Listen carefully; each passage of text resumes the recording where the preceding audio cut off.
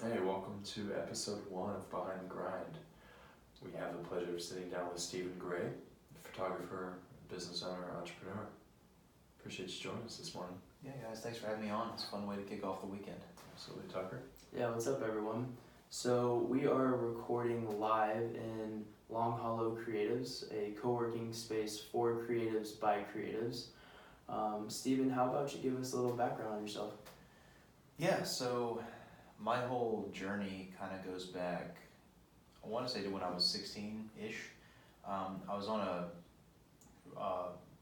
not really a vacation, I was at a conference with my family. I just borrowed my mom's pocket camera to walk around the atrium at this hotel. We were staying at the Gaylord Palms in Orlando, which if you go there, they've got like this 2-acre atrium inside with landscaping everywhere. I just thought it'd be fun to take photos of flowers and plants and stuff like that. Are we talking point and shoot, like old school? Yeah, like a okay. circa 2003 Canon power shot. Okay. You know, something super simple, very little manual control. And just that day walking around, I just found out that I was really fascinated by the process of just arranging things in a frame. You know, it was nothing complicated. It was nothing manual. It was just fun.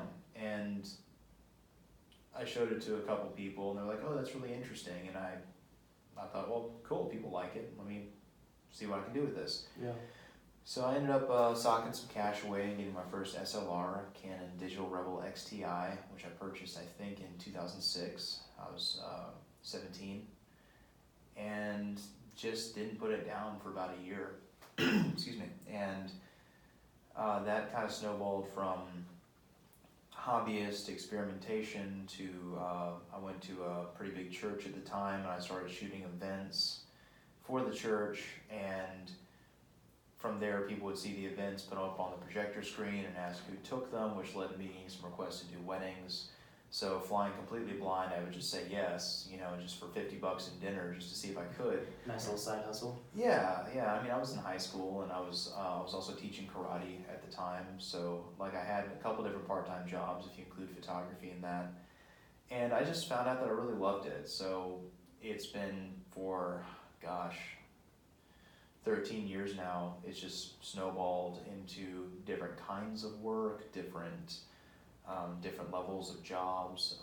At this point, it's been 13, almost 14 years, and I really don't shoot weddings anymore. I'll do them, you know, on request for friends and stuff, but I don't advertise for it. Now I've kind of worked my way into the space where after, you know, more than a decade of doing photography as a sideline to other things, I found my way into being the full-time staff photographer for a hotel company that's based here locally. Who's that? It was for Industry Hotels. Okay. And that was a really good year of just learning, because that was the year that I took photography beyond just the casual approach I had to a very refined technical level. I learned the whole new process, what is new to me, of shooting for architectural interiors, which prior to that I had worked for a real estate team rather, and I shot a lot of listings for them, but it was more like flash on the camera, all handheld, you know, very fast, very volume focused. And when I moved over to the hotel company, I learned this whole new process of locking down the camera, you know, hiding lights in all corners of the room, and doing a very, it's almost more science than art. Like there's an artistic approach to it, but I like to describe myself at this point as being more of a technician. Yeah. Because it's a kind of photography that requires very specific equipment and a very calculated approach to it. And I still do other things. I shoot a lot of restaurants and bars, but the bulk of my work now is very much in the hospitality space, like working with hotels where the photos need to be to their brand standards, working with the properties, not just in the industry portfolio, because I worked with them for about a year. Mm-hmm. And at the end of the year, I had enough requests coming in on the side that I was of the mind that, okay, either I go freelance and see how far I can go with these other requests, or I stay, you know, on salary doing someone else's agenda. Mm-hmm. And I took the risk and went freelance, and that's when, you know, we filed the paperwork for Move Media. and where I kind of rebranded my Instagram to Cameron Flask, which is more about the hospitality work I do, where usually I have a flask in my backpack for after the shoot, but I do a lot with bars locally that has turned into work in the spirits industry. So far what started as shooting for Old Hickory Whiskey Bar in Pensacola has snowballed into, over the summer I was doing work for Willet Distillery up in Kentucky, which has been an awesome. amazing, Yeah. it's been amazing to say that I did that. Awesome. So I actually want to stop you there, kind of backtrack a little bit, Yeah.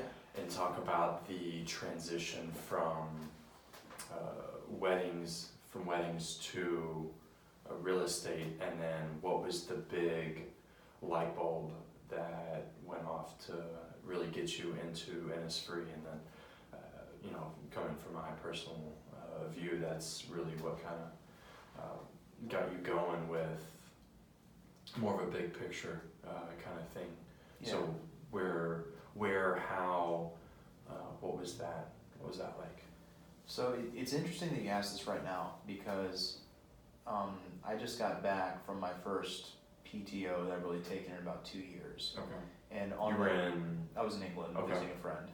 And during that time, I was visiting several friends actually. I got some good friends who moved over there. My sister goes to school in Newcastle now. I still have friends in Europe. Yeah, it makes it way cheaper. Yeah. Just crash on the couch. But I actually had a little bit of a breakthrough while I was over there, because I was doing a lot. It was my first time in a while just sleeping and going slow and doing a lot of journaling, a lot more reading than I've done in recent years. And I realized that for a long time, from the time I was 13 to the time I was 28-ish, I realized I had been locked in a pattern of imitation for a long time. Okay, imitation of authority figures and people I respected. Okay. So, like I said, I went to a big church growing up. right. Well, the trend, pretty much every person who went to that church in 2003 assumed, I'll do the Church Bible College Extension Campus. That's what we'll do. That's what everyone's doing. So like I had filed away for the course catalog and thought I would do that, because I was raised super conservatively. I was in the church anytime the door was open. Okay. Yeah. My relationship with the church is way more complex now, and I've kind of taken a step back. But growing up, I just thought that's what you do. And then they wouldn't take me when I was 16, so moving on from there, I got caught up in teaching martial arts, which was one of the best experiences of my life. I spent 10 years training with my instructor, and he was a mentor to me, and he could rely on me, and he used to say, hey, you stick around, I'll give you the keys to this place one day when I'm ready to retire. And for a long time I thought, I love Mr. Falvo, I love the way he lives, this is a great business he's got going, maybe I should, and that lasted for a couple of years where I danced around with that idea. Then I got to college, and I was a huge fan of my history professors. I loved their demeanor, I loved their commitment to their research, I loved that they applied for grants that funded their research, they were traveling all the time, and I thought, well, maybe I should do that, because I love history and I love what these people do with history, maybe I should do that. So I actually almost went for my master's degree in public history, because I got kind of caught up in it. I was like, well, this could lead to an internship with the History Channel, and then I could get back into doing media again. And I was always following someone else's lead, and honestly one of the hardest emails I ever wrote was when I wrote to my he wasn't really a formal advisor, but this instructor, Dr. Moore, kind of was his department, because he was the king of that area, and he was fast tracking me to get a TA position, and I had already filed some paperwork to take graduate level courses while finishing my undergrad. So I had, to this day, I have 9 or 10 credits towards a master's degree, but I finally wrote Dr. Moore an email and said, I appreciate everything you've done for me, but I've just kind of come to this conclusion that this isn't where I'm supposed to be, and if there's still time, I want this TA position to go to someone who really does want to be completely invested in it. And that was the summer that I had gotten really caught up in the idea of missions and nonprofit work, again, because I really respected and had a lot of personal regard for the people who had gotten me into it, who are part of an organization based in Georgia. So And what was your undergrad in? My undergrad was in communication arts with a minor in history. Okay. And the more I did the history, the more I kind of wanted to transfer that. But again, I kind of got caught in this imitation pattern where I had done this short-term missions trip with some people from Georgia. and I got caught up in the idea of like, oh, I can make an actual difference and take pictures overseas, and this will be great. So when I wrote that letter to Dr. Moore to kind of exit as gracefully as possible from that history program, that was the same summer that I went to India for over a month and just kind of bounced around doing work over there. And that was a trip I expected to answer a lot of questions, but I just came back with more questions and ended up spending the rest of that year pretty angry, to be honest. And you know, I still have a great relationship with the people up there, but I realized, well, maybe, you know, the more I tried to get into that world full time, the more doors kept slamming shut in my face. You know, it was just like every opportunity I thought I could create or that I could take advantage of, it was just always a hard no. Yeah. So I ended up just staying in the hometown here in Pensacola and just started applying for work. And I ended up doing some quote unquote marketing for a car dealership here in town that sponsored a lot of community events. So the bulk of my job was just moving cars. Right. And because you can't, you know, social media marketing was kind of hitting its stride then, but I was 23. I didn't know how to do that for a car dealership at scale. And what year was that? This was 2013. Okay. And so I did that for a while, and then I was approached by a real estate team here in town. They were actually the top ones in town that I had met through some family connections. My uncle ran for state rep in early 2013, and I helped him quite a bit, met a lot of his friends. He's always been heavily involved in business around here. So they approached me in the fall of that year and asked if I would be interested in coming on board as their, you know, assistant / photographer / transaction coordinator. And for me, I was blown away because these were people who were just consistently putting up the biggest numbers in this area, you know, luxury listings on the beach, and, you know, working with some of the most influential people in town as their regular clients. And I was like, this doesn't happen to people in my position. Like, I don't know if I'm supposed to do real estate or not, but I'm going to pull this thread and see where it leads. So I ended up working for them for 3 years, and they were super good to me, and I learned a lot. I mean, to this day, I credit what I know about customer service with my time working for them, because when you're dealing with clients who are about to put down $3 or $4 million on a house, which, you know, in larger markets, that's baseline, but for our area, where we are right now, that's huge. Yeah, that's top of the line. Yeah, so I learned a lot about follow-up and customer service and client care. You know, the transaction didn't end at closing. It ended when, you know, I picked up a 4-course Italian dinner and delivered it that night. You know, I mean, that was what I learned with them, was just going above and beyond. Yeah.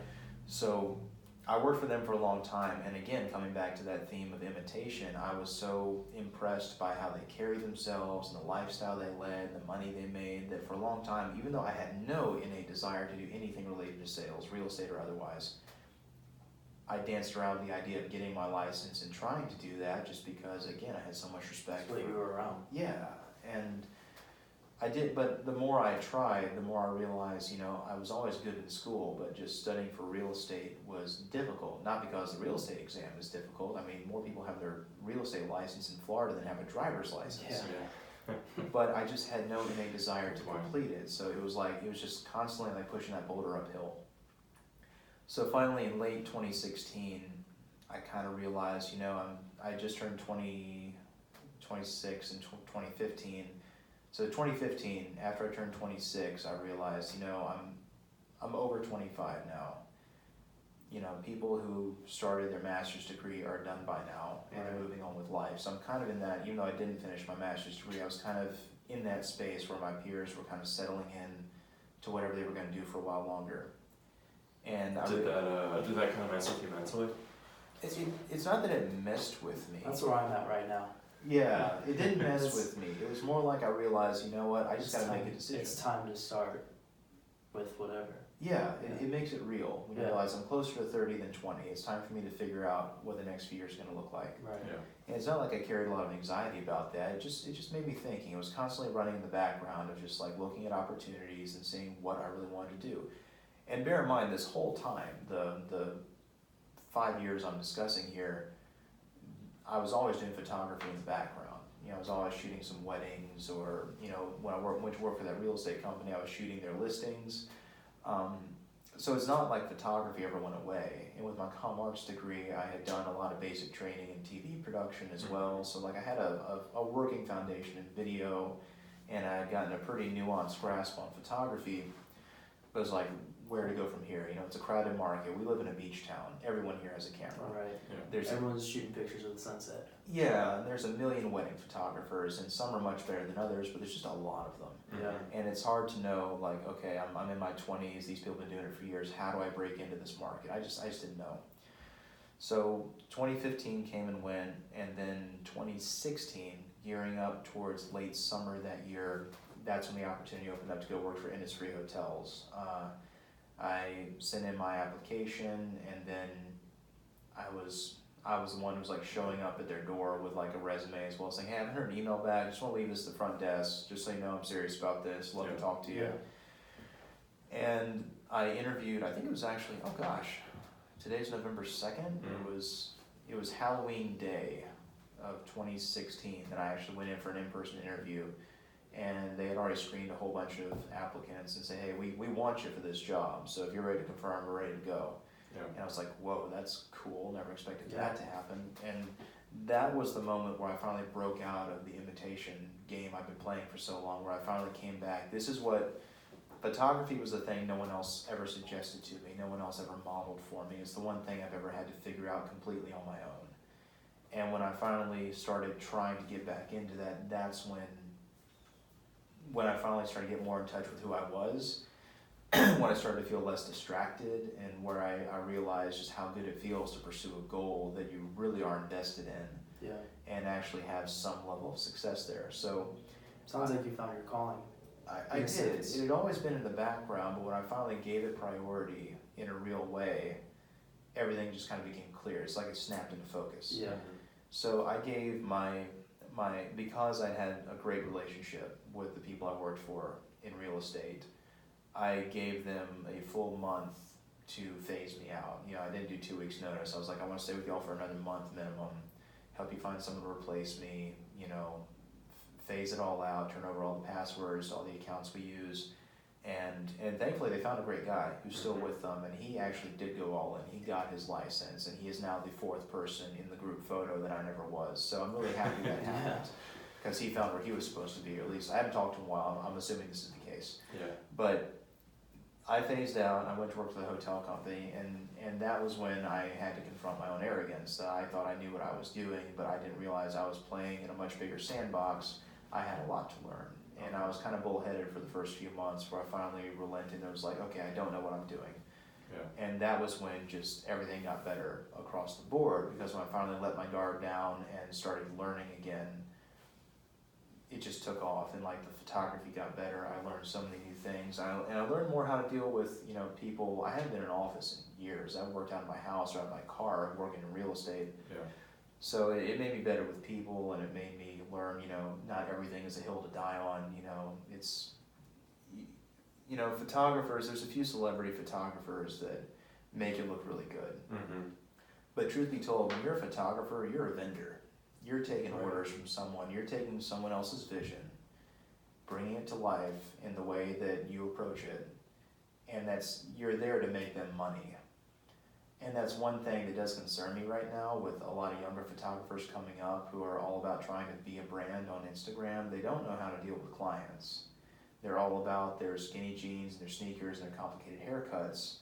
And they can take really good photos of girls in bikinis. Mm-hmm. Yeah. But it's hard for me to, and talking with some of these people, not just judging them on their internet presence, but just talking to them, I see this deficiency in people skills, because it's all about them and Right. the attention they get for the work they do. And that's where I realized as I started my freelance business, where when you meet the needs of your client, the work just grows exponentially, because they don't have to fight with you to get what they want, and they want to work with you again. Yeah. So most of the clients that I picked up in the first year going freelance, which was, that was 2018 was when I went completely freelance. Most of them are still And coming when you in. say freelance, that's So Move Media. Move Media, which we'd had the paperwork filed. My wife and I had filed the paperwork on that for a while back, just because she's very creative and she had wanted to have kind of a space to experiment with concepts that she would come up with and design, and I would shoot for her. And when we did that, we just filed an LLC for it, just like in case this goes anywhere, you know, we'll have something. Yeah. So coming around to the next year, we refiled the paperwork and kept it current, and then just geared it more around towards the commercial side. So gradually we've realized that it creates some confusion because the legal name of the company is one thing, but my Instagram and my Facebook and everything where people like search to find me is all under my personal Instagram name, and I was always reluctant to migrate it all over because I didn't want to lose that following. Cameron Flask, you're talking. Yeah, Cameron Flask. So I'm considering in the new year refiling some stuff to be more coherent, but I mean that's a problem for January. Right. But why do it today when you can push it off tomorrow? Yeah. Well, it's just one of those things where I'm still figuring out how that's going to look, right? And anyway, so that transition going freelance, I initially approached the CMO of Innisfree as, could I go part-time? Because I built up a pretty good thing doing nights and weekends, the equivalent of probably 3 full days a week. Okay. It's like if I can get 2 more days a week, they're just like full days. I just want to see what will happen. Yeah. And within a matter of weeks, I just had to say, hey, could I work for y'all on contract? Because at this point, I've got... And you started off as an employee of Innisfree? Yes, I was full-time on salary. I was in the office Gotcha. 5 or 6 days a week. And working for a hotel company was cool because there was some travel involved. Yeah. But, Right. you know, for every day you're out of the office when you have a salaried position, you're not only dealing with the project you were out shooting, but everything that's stacked up while you were gone. So everything I did for Innisfree, I enjoy it, but it always put me in a place of overwhelm because when you work across the hall from the executive suite, you know, they always have their pet projects. They say, hey, send the photo guy over here. We want him to do it too. Yeah. And I never resented it. It was just a lot to keep up with. So transitioning to a fully contracted position actually did wonders for me personally because I had more control over the pipeline. You know, the orders came to me through a designated channel instead of just hey, Them come yelling here. at you, yeah. Yeah. So that transition was part-time to contract, and you know I have a great relationship with everyone in that office, and I consider them, you know, extremely good friends to this day, and we still work together quite a bit. Yeah. I was in Jacksonville for them just a few days ago doing another hotel project. I mean, the work is good and it's frequent, so I've been able to keep up all these relationships, which has been great. And that's, you know, and that's where it lives and dies, you know, it's the relationships you build with people. If you are adding value to what they do and they like you, that's just a bonus, you know, so. Yeah, cut you off really quickly, making that transition to freelance, what was the first aha moment, like, okay, I don't have this figured out at all? Like, tell me a little bit more about that first, like, true failure of, oh, like, this is real life. Yeah, so the first couple months had a lot of those. Yeah, humbling experiences. Oh yeah. One of the first jobs we bid for was a video job for some people who are very, it's hard to describe what they do. They found a lot of juice bars, they work a little bit with Herbalife nutrition on things. Millionaires, like they've done incredibly well with what they do. And through a referral from a friend, they were looking for someone to shoot a video for their new, they were opening up like some spots for business training. And they were going to set up a landing page and start marketing it at conferences they went to, and they needed a video of them explaining it. And they had a script, went and shot it, and the first draft was really good, but I didn't have the gear at the time to shoot a full video setup. So I rented it with money I didn't really have. It was very thin margins. It was like, okay, rent this, eat ramen for a week, pick up the check, pay it off, buy groceries. It was one of those. And the first round we did was really good. I rented a package of Canon 6Ds and had, you know, multiple angles, good audio. It was great. And then I cut that together for them, delivered it. and they decided they wanted to do it in a different way, because originally they had this really nice screened-in sitting room off their house, and it was really pretty, it looked really good, Yeah. but they just thought it was too static, which was true, but at the time it was what we'd all agreed to. So they wanted to reshoot it with a tighter script and just moving it to different locations around their property. They had this really nice place on the beach. And that was when the wheels came off the wagon, because I didn't have money to rent that camera package a second time. So I was begging and borrowing from friends to use their gear. Instead of 3 cameras shooting HD, I had 1 camera shooting in 4K, and I was doing a digital crop to kind of fake a second angle. Didn't have the same audio gear as before, so the audio wasn't as good. Shooting outdoors, had the wind to contend with, and that project was suboptimal. I knew it then, and it's even worse now in hindsight. Yeah. And I just did what I could. I just apologized and said I did the best I could with what I had. I'm sorry it's not better, but here's what we got. And what number client was that? That was 1, like client 2 2 or 3. Okay. Well, the first, I've always had like realtors locally will let me shoot their listings, Yeah. but that's very, very minimal. It's an hour and 15 minutes in a house, and then I can edit those pretty quick. So I think of this as like a major client. Big that had, client, that had potential. Like if I had been able to knock it out of the park, and that would have led to travel opportunities and go with them to conferences, and that never quite happened. So that I try not to do regret, but I do have some regrets about that. Yeah. Were you able to learn more about that one, not failure, but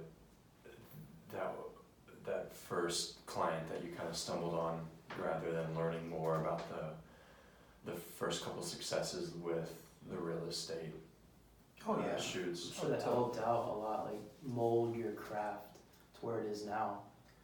Yeah, and really the biggest thing that taught me was just the restraint of what to say yes to.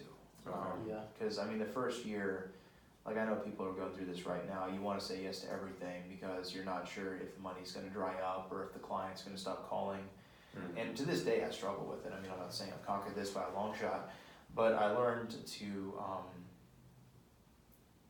that was one of the first steps of teaching me the value of a good referral. Just saying, hey, I know what you need, I can envision what you need, but the best person to do this might be someone over here. Okay. And then that leads to a chance of me still being brought on the project for photos along the way. Because that's what I started doing. Is the first year was just pure panic. Just like, I need to say yes to everything. I'm going to stay up all night, 3 nights a week, just to edit so I can get this stuff faster. Get everything in. Yeah, and it's that whole Gary Vee thing of doing your 9 to 5 and your 6 to midnight. Yeah. Like, I got mixed feelings on Gary Vee, but that's very true. Problem is, it's not sustainable, because Definitely I did that for several years, and I'm pretty sure I'm gonna have chronic adrenal fatigue for a very long time because it was just I'm sure it brings on a lot of anxiety too.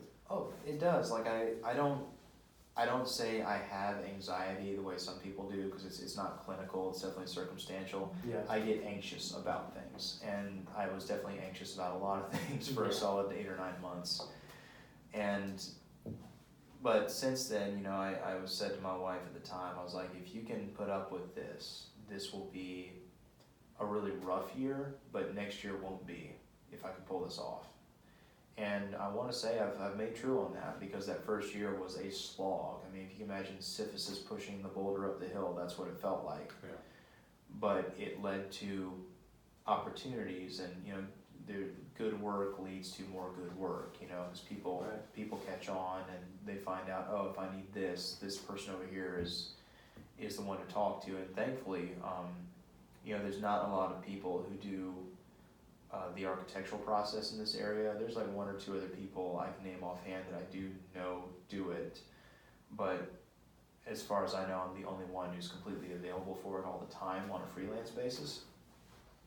So that's helped. Yeah, so you kind of talked about earlier, there's a lot of photographers in the area that, the wedding, photos, the sunset photos, things like that. So you're able to really find your niche and be able to market yourself to where, nobody really has, and no one's mastered that or specialized in that. Yeah, it's that whole thing of seeing a need and filling it. Right. And that's, I've been blessed with introductions to a lot of architects and contractors the last few years who keep me, busy with really cool projects. And as I grow in the hotel space, that's gone beyond Innisfree. I signed a contract a couple days ago with another hotel group to do one of their properties that is someone I've been tentatively dialoguing with for a while. We're finally making it a thing, and that's Nice. and that feels really good. Yeah. Because it's really easy to make things look really sexy on Instagram, Couple There's edits, some couple filters on yeah. there. or just life in general. Yeah. You can, It's easy to share the positives, the successes, where no one really wants to share the failures. Yeah. Yeah, and I try to be pretty, I don't broadcast my failures, but people ask about them, I'll tell you, because there's, it's just life, it's like Yeah. anything else, relationships or business or whatever, you gotta have your ups and downs, and, as a species, we do ourselves a disservice by pretending it's anything else than it is. Mm-hmm. And, people, especially younger photographers, are just getting started, they see me with freelance as my thing, and they see the hotel trips and everything, and they kind of get this, kind of the YouTube. It's a really sexy life. Yeah, and it's not. I Yeah. spend most of my time editing. Mm-hmm. It's like I describe that trip to England as my first true PTO in a while, because in Right. truth I travel quite a bit. But It's not for fun. yeah, when you see the picture that makes it to Instagram, that's I leaned out the window of a car for 30 seconds and just got documentation, hello, I was here. Yeah. But the rest of the time I will be plugged into earbuds and photographing hotel rooms with a very repetitive process for hours at a time. You look at YouTube and you see people like Peter McKinnon or Casey Neistat who are all about their electric skateboards and snowmobiling in the winter. Hold on, let's not get Tucker going on electric Yeah. skateboards. Well, yeah. Nothing against electric skateboards; they're a blast. But I just mean there's this idea people have that doing a job like that is automatically going to look like what you see on YouTube. Right. And truth be told, it's not. Those are the 1%ers. Yeah, that's a good way of saying it. And really, if you can get to that point, more power to you. But I mean, none of those guys got to where they are by doing that in the beginning. That's like the dessert at the end of the meal. Right. When you get to a Gotta point. put in the work. Yeah, and I describe myself as still being in the put in the work position. I've always been entranced by the idea of living somewhere else or traveling more, but my business is still very regional. I'm growing my client base. I'm starting to break out of this market, but I'm still nowhere near the point where I can be fully remote. Right. And I've made my peace with that. I'm more than happy to call the hometown my home base if work keeps going as well as it is. And so far it has been, and that's something that has been an evolution for me, because when I got out of college in 2012, I was just like, I'm just gonna blow this popsicle stand, go somewhere else. But when I invested back into this place, the opportunities have just been huge, and I don't want to abandon that. Yeah. And now look where we're sitting in. Exactly. Yeah. I feel like this is a good opportunity Good to kind segue. Yeah. of transition into when you say home base.